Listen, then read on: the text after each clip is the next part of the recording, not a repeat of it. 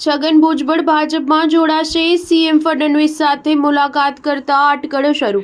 એનસીપીના વરિષ્ઠ નેતા છગન ભુજબળને મહારાષ્ટ્ર સરકારમાં જગ્યા મળી નથી, જેના કારણે તેમણે જાહેરમાં નારાજગી વ્યક્ત કરતા તેઓ પાર્ટી છોડવાની તૈયારીમાં હોવાની અટકળો શરૂ થઈ ગઈ છે। બીજી તરફ એવા અહેવાલો મળ્યા છે કે છગન ભુજબળે અજીત પવારની ગેરહાજરીમાં મુખ્યમંત્રી દેવેન્દ્ર ફડણવીસ સાથે મુલાકાત કરી છે। વાસ્તવમાં 3 જાન્યુઆરી સાવિત્રીબાઈ ફૂલેની જયંતિ પ્રસંગે ભુજબળ અને ફડણવીસ સતારામાં સાથે જોવા મળ્યા હતા। બંને નેતાઓ એક જ કારમાં કાર્યક્રમમાં પહોંચ્યા હતા। દ્રશ્ય સામે આવ્યા બાદ રાજકીય વર્તુળોમાં નવી અટકળો વહેતી થઈ ગઈ છે। સૌથી મહત્વની વાત એ છે કે એનસીપી પ્રમુખ અજીત પવાર હાલ વિદેશી મુલાકાતે ગયા છે। આવી સ્થિતિમાં તેમની ગેરહાજરીમાં ભુજબળે ફડણવીસ સાથે મુલાકાત કરતા અનેક અટકળો વધી ગઈ છે। જાણકારોનું કહેવું છે કે ભુજબળ ભાજપ નેતાઓના નજીકના હોવાથી એવી સંભાવના છે કે તેઓ પોતાના માટે કોઈ યોજના બનાવી રહ્યા હોય।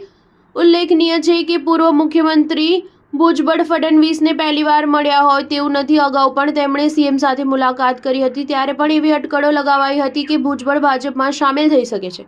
મહારાષ્ટ્રમાં નવી સરકાર બન્યા બાદ એનસીપીના વરિષ્ઠ નેતા છગન ભુજબળને સરકારમાં સ્થાન અપાયું નથી, જેના કારણે તેઓ નારાજ છે। સરકારમાં સ્થાન ન મળતા ભુજબળે એવું કહી દીધું હતું કે હું મનોજ જરાંગેને મળ્યો હતો, તેથી તેને કેબિનેટમાંથી બહાર રાખવામાં આવ્યો છે। કેબિનેટમાં સામેલ ન થવાથી હું નારાજ નથી, પરંતુ અપમાનિત અનુભવી રહ્યો છું। તેમણે આ નિવેદન આપ્યા બાદ તેનો વિદેશ જતા રહ્યા, પછી તરત ફર્યા તેઓ ફડણવીસ સાથે જોવા મળ્યા। હવે એવી અટકળો વહેતી થઈ છે કે તેઓ ભાજપમાં જોડાઈ શકે છે। જો કે આ મુદ્દે તેમના તરફથી કે પછી ભાજપ તરફથી કોઈ પણ પ્રકારની પ્રતિક્રિયા સામે આવી નથી। સ્ટાર ન્યૂઝ 7 હંમેશા સચ્ચાઈની સાથે।